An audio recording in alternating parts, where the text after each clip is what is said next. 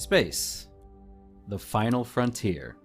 All from the convenience and safety of Earth's gravity.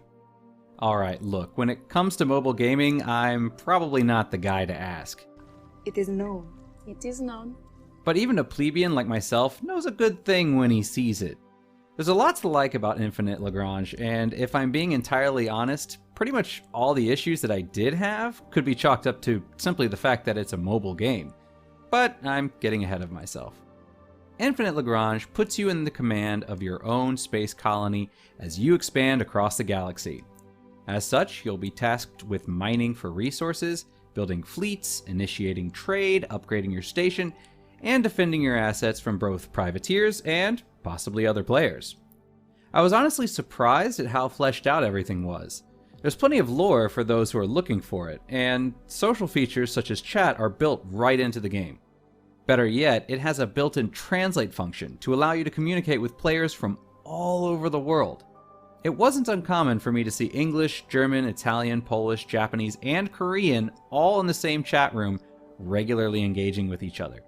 Graphically speaking, it's also not too shabby. The ship designs are distinct and show a fair bit of detail, such as individual weapons firing in battle.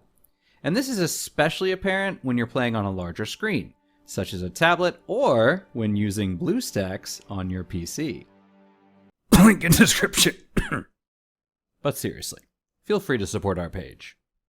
Overall, I really enjoyed the base building and exploration. Building your station is pretty straightforward. Upon opening your base menu, you can select areas that you would like to construct, such as shipbuilding facilities, docking yards, defenses, trade areas, refineries, and more. The game also does something which I really appreciated, which was giving you regular injections of a speed resource that allows you to shorten build times. This can be really helpful to help you catch up if you haven't been logging in regularly. And the same goes for ships, which can be built more quickly using a prefab resource, which is also generated every so often. Overall, I really liked this feature, as one of my biggest gripes when it comes to mobile gaming is the chore-like necessity to continuously log in throughout the day just to keep your queues up. One thing I will say about this game, however, is that it has a sort of speed curve. When I first started up the game, it took a long time to get through the intro. But the more I played, the more I started noticing that I was doing less and having more just kind of sitting around and waiting spells.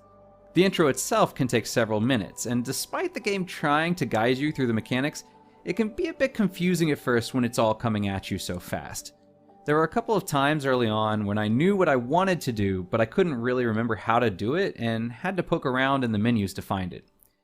Even so, this is very much a mobile game, and as such can move kind of slowly at times. Depending on where you're going, your ships can take several minutes to reach their destinations. The game also automates combat, having your ships select their own targets and formations, which I personally found disappointing.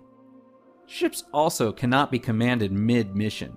If you send a fleet out, your only options are to wait for it to reach its destination before you can issue a second command, or tell it to retreat back to the base, at which point you can't reassign it until it returns. That said, on the way out, ships can be quite slow, easily taking 20 minutes or more to reach further destinations. However, ships tend to warp back to base, making a 20-minute trip out take less than 4 on the return. They also seem to bypass anything in their way when warping, so while your ships may run into trouble on their way to a mining asteroid, they'll likely be safe on the return trip.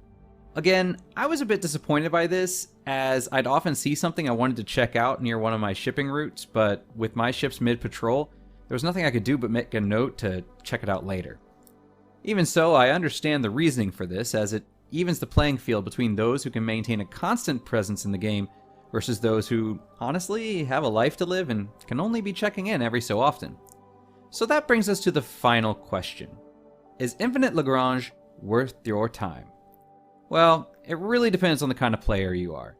If you're like me, the kind of person who logs in haphazardly and tends to prefer fewer long play sessions rather than a lot of short, sporadic check-ins throughout the day, this might not really be your thing. If, however, you're looking for something with solid mechanics that you can enjoy in short bursts throughout the day without needing to invest a lot of time at once, I'd say you should definitely check it out.